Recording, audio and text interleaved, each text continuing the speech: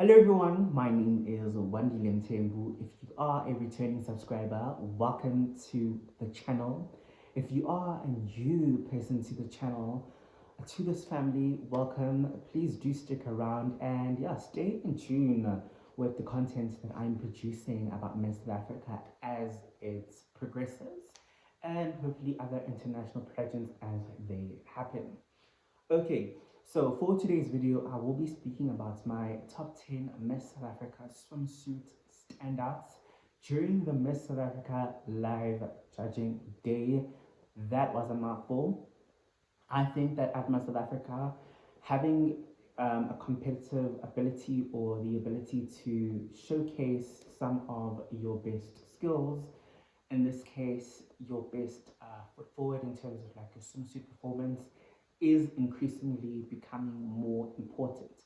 And even though they've in the past carried the notion that it doesn't matter, I think uh, like there's a contradiction there with what they've said and what they've actually done. You know what I mean? Because when we see girls like Lalela who have a natural competitive ability, have a natural stage presence, who have a natural, just rhythm to them when they do their own swimsuit performances or when they actually perform on stage. Yeah, like when I look at them and I look at them as their winners, I have to point out that contradiction.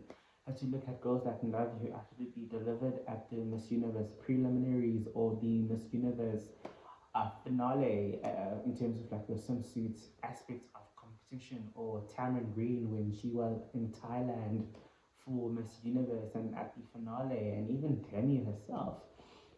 And I do think that swimsuit is somewhat of an important aspect to metric towards an individual candidate's route towards success within a national or international pageant. And I feel like most of the girls who want to become Miss South Africa or are hopefuls or aspirants of a Miss South Africa should automatically thinking of themselves as belonging to the international arena, because Miss South Africa is not only a national platform, but it is an internationally recognizable space. So we have a lot of people from around the world who are tuning in just to see you do your thing. As mentioned, guys, I think swimsuits again not the most really like the most essential parts of pageantry, personal opinion, but I do think it does matter how you present yourself. And without further ado, let me just give you guys my top 10 and then I'll share the rest of my thoughts with you all. Let's roll. Okay, so making my final top 10 or my top 10 favorites for swimsuits, I do have others that which I will be deliberating with you guys. At my number 10, I have Nande Mabala from the Western Cape. I think because Nande is a pageant girl herself, again, she did Miss Mamelodi Western Cape, not too sure about the national pageant. I do think that she is somewhat more of a natural when it comes to just presenting her best swimsuit vision, or just being more so alive or authentic to her own rhythm when it comes to performing. So it was a joy to see her do her thing. I do think that she was a bit more fluid than most of the other girls in competition. Likewise, at my number 9, Naledi Mara, I do think that she was also a bit more fluid. I don't think that she was energetic, but I do think that she was lively, and that did stand out for me in a good way, because when you show a bit of personality, honestly, it works to the best of your advantage. So I was really overall just happy with what she was doing. At my number 8 is someone who has been cruising through, guys, like under the radar. At my number 8 is Brioni Kavanda. She absolutely leveled up and just, yeah, like she developed since 2018, and I was really super pleased with her performance. I hope to see Brioni at the final or as part of the final 12, because I see some potential in her and I'm really liking her a lot at the moment. At my number 7 is again someone who's no stranger to pageantry, is our former Miss Earth South Africa, Lungo Katete. Lungo's walk or her performing ability reminded me of the early 90s way of performing. she is somewhat more of a classic performer. So I was really pleased with what she was doing. Um, yeah, it was super solid, and I do think that it was enough as per Mr. Africa standards. So well done to Lungo. At my number six is Donatella Laverne Jose. Donatella honestly has been such a healthy surprise within this competition. From her swimsuits, you could definitely tell that she has a bit more presence to her. I know that she has some modeling experience, so I do think that she really leveraged that well or towards her best advantage. So yeah, I'm really, really pleased with what Donatella was able to do on that stage. And my number five is another natural or someone who has been standing out to me because they just have a natural effect and a presence to them or around them. And at that number five is Lebogang Raputso. Lebogang as well, she is no stranger to pageantry and the world of modeling, so I do think that she also delivered a really solid performance. And yeah, I was really pleased to see her show her best and do her best. And yeah, I'm really looking forward to tracking her progress as it continues. I'm also hoping that she advanced further into competition. And number four is someone who I think was such an absolute standout in terms of her performance ability, and that's the mother of one, Rosal Besta. I think Rosal is honestly, she comes across as being seasoned. She honestly did that and more when it came to the stage, when it came to showcasing personality and who she is. Yeah, she just has absolute absolute technical ability, and I was super impressed with her performance overall. And my number three is our former Miss Universe South Africa, Natasha Joubert. I think Natasha Joubert is raising hell at Miss South Africa. She is raising the competition up. She is raising these girls up. Call her mother. Okay. Yeah, Natasha as well, super solid performance. You really can tell that like she went internationally and she is seasoned. So yeah, another amazing performance from Natasha. Expected nothing but the least or the least of the oh guys, tongue twister. I expected nothing more, nothing less from her because honestly, she is a product of Verna, she is a product of Steph, she is a product of Shemaine, she is a product of the org. So yeah, honestly, she had a lot more to prove and she had a lot more to show us and give that she did. So I'm really, really just I'm pleased. I'm pleased with what she did. And my number two is Gialebo Hangashe, last year's top 10 finalist.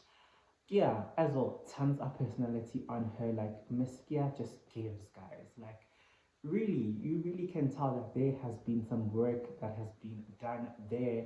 You really can tell that she is confident and she brings this confidence through the stage as well. And yeah, like she's always been a performer, but like this time around, I feel her more, and I'm getting really excited for her as the competition progresses. She did a really great job. Who child, clap your hands for Miss Gia, okay? And my number one is such a healthy surprise.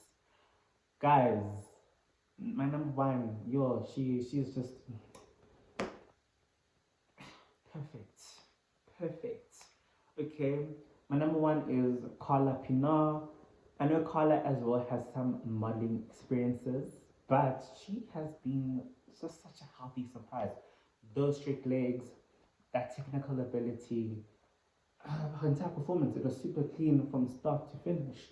Like when I say that she set the standard or she raised the bar for everyone else, I mean that, and I mean that in a good way. So well done, Carla. Because honestly, like if you can just level up in other areas where you perhaps fall forward in, I feel like you really could be a great saint for South Africa internationally if you could just like level up elsewhere.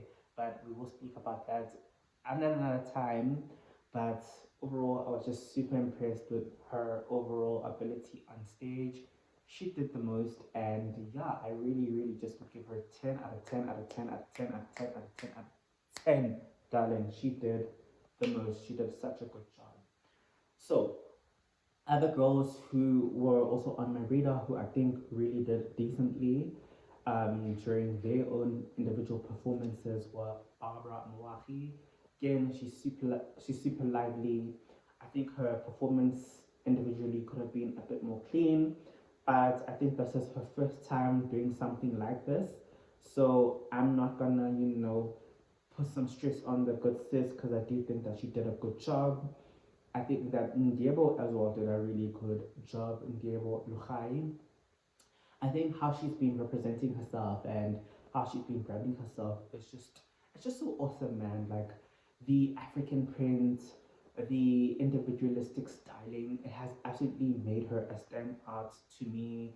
The bold platinum yellow or was it like whitish hair dye on her, absolutely beautiful. But in terms of just her swimsuit performances, that you really could tell that she was quite comfortable within her skin. I think that she would be so remarkable to see on stage because she represents a large demographic of South Africa who is just naturally curvy, who's naturally vivacious. So I would love to see her there. Another girl who I think did a really good job is Annette Oosthuizen. Minor technical difficulties there, but yeah, again, decent. Anchor Rothman, decent again. Anchor's body, let's speak about it. I'm not one to reflect on people's bodies per se like that, but I really do have to put my round of applause for Anchor because she went to the gym.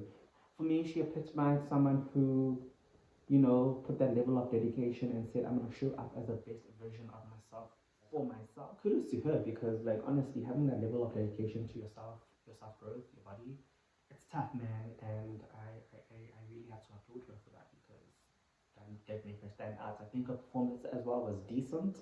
So, yeah, no complaints about her in that regard. Last on my considerations on my others or my bubbling favorite in terms of swimsuit performances was Angie Mkwanazi. Angie as well, she is a pageant girl, so she did a decent job. But yo guys, I think guys can all do collectively better. Um, just in terms of like leveling up your skills, I definitely think Angie stood out because of her bright swimsuit as well, and just her being bouncy and more like it was cute. It was cute to watch her on like the stage.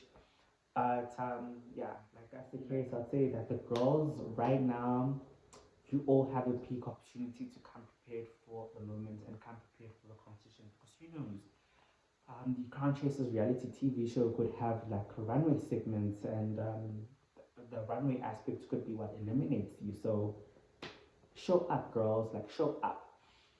A lot of the people, or from what I was gauging from the fans, is that they were not really impressed with the overall caliber or with like the overall swimsuit performances. And I feel like this is an area of concern every year that like the fans always have.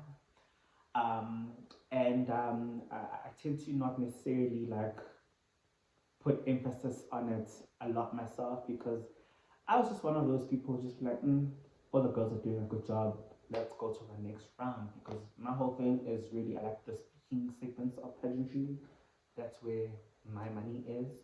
So yeah, but I really do think that a lot of the people could have done a standout job because ultimately Miss South Africa once in a lifetime opportunity. So yes, guys, like come prepared to slay, come prepared to deliver. I think it's absolutely essential that you come prepared, knowing that you have the ability to perform, knowing that you have the ability to showcase your confidence, your personality, because ultimately this is what they look out for in their next winner. So yes, guys, I do have a page. I do have a friend called Merv. He has a page on Instagram called Merv Coachings. He offers client-based solutions and individual client consultations for the world of pageantry, the world of modeling, and everything else niched into the pageantry domain. And I do think that he could be an incredible point of reference should any of the ladies in the top 30 decide that they want to seek artist help in terms of the on-stage performance aspects of pageantry or maybe even others.